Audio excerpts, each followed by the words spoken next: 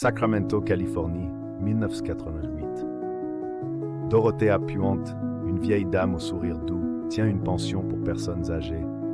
Elle est connue pour sa gentillesse, offrant des repas maison et des cadeaux à ses pensionnaires. Mais derrière cette façade bienveillante se cache une réalité macabre. Au cours des années 1980, plusieurs de ses pensionnaires disparaissent mystérieusement. Lorsque les autorités enquêtent, elles découvrent 7 corps enterrés dans le jardin de la maison. Les victimes sont principalement des personnes âgées et handicapées, que Dorothea tuait pour encaisser leur chèque. En novembre 1988, elle est arrêtée et inculpée de 9 meurtres. En 1993, après un procès très médiatisé, elle est condamnée à la prison à vie. Dorothea Puente est décédée le 27 mars 2011 à l'âge de 92 ans, des suites de causes naturelles. Son histoire a inspiré de nombreux documentaires et émissions de télévision, illustrant une apparence inoffensive. Bienvenue dans les archives maudites. Vidéo horrifique inspirée de faits réels. Ton narratif grave et captivant, ambiance sombre et rouge. Ajoute un grain VHS, bruit de bande magnétique et visuel de cuisine sale, couteau, viande, pont et route déserte. Baltimore, années 90. Un homme nommé Joe Metheny vit sous un pont, seul, drogué, rempli de haine. La nuit, il chasse. Ses victimes, des sans-abri, des femmes, des inconnus. Et ce qu'il fait de leur corps dépasse l'imagination. Il les cuisine, mélange la chair humaine à celle du porc et vend ses burgers dans un stand au bord de la route. Pendant des mois, tout le monde se régale, jusqu'à ce que la vérité éclate. Arrêté, Joe Metheny avoue tout, sans remords. Ils ont tous aimé mon barbecue. Une histoire vraie, terrifiante, réelle. 1988, Marseille. Stéphanie Juzac, 22 ans, rentre d'une soirée en discothèque. Elle fait du stop, mais ne rentrera jamais chez elle. Enlevée par 3 hommes, elle est conduite dans un squat sordide près du Vieux-Port. Pendant 2 jours, elle est torturée et séquestrée. Son calvaire se termine dans l'horreur. Son corps est enfermé dans une armoire métallique, remplie de béton. La presse appellera ça l'affaire du sarcophage. Ce crime atroce entra à Marseille pendant des années. 3 des bourreaux seront condamnés à perpétuité. Mais dans les ruelles du Vieux-Port, certains disent encore ressentir un étrange malaise la nuit, comme si l'âme de Stéphanie refusait de reposer en paix. Bienvenue dans les archives maudites. Italie, année 1930. Dans la petite ville de Correggio vit une femme respectée, Leonarda Cianciulli, mère aimante, commerçante discrète. Personne ne se doute que derrière ses sourires se cache un secret atroce, car Leonarda croit qu'un sort pèse sur elle, et qu'un jour, elle perdra tous ses enfants.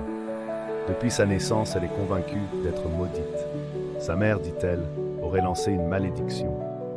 Tu ne connaîtras jamais le bonheur. Fausse couche, pauvreté, mort d'enfant. Leonarda consulte une voyante. Celle-ci lui annonce « Tous tes enfants mourront ». À partir de ce jour, la peur devient sa religion. Et lorsqu'en 1939, son fils Giuseppe doit partir à la guerre, elle est prête à tout pour le sauver. Leonarda attire Faustina Setti, une voisine célibataire, avec la promesse d'un mariage arrangé. Faustina vient la voir. Elle ne ressortira jamais. Leonarda l'assomme, la découpe et fait fondre son corps dans une cuve. Avec la graisse, elle fabrique du savon. Et les restes, elle en fait des gâteaux qu'elle offre à ses voisins. Après ce premier meurtre, Leonarda croit avoir sauvé son fils. Mais la guerre continue et son angoisse aussi.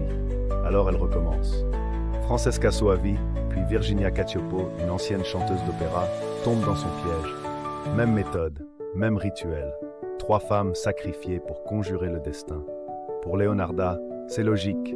Chaque mort, c'est un enfant sauvé. Quand la dernière victime disparaît, la famille alerte la police. Les indices mènent tout droit à Leonarda Cianciulli. Lorsqu'on la confronte, elle avoue tout, sans la moindre émotion.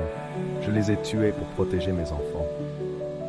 Elle décrit, posément, comment elle faisait fondre les corps, mélangeait la graisse à la lessive et moulait le savon pour le vendre. L'Italie entière est horrifiée. En 1946, Leonarda est condamnée à 30 ans de prison et 3 ans d'asile psychiatrique. Elle y mourra en 1970.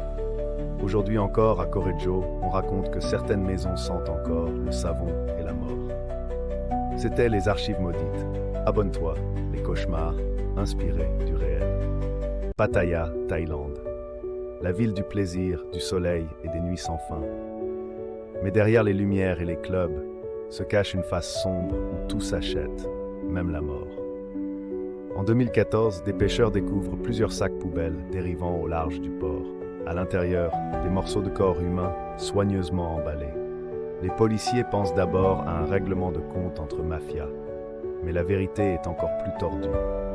L'appartement d'un Américain installé à Pattaya depuis plusieurs années attire vite les soupçons.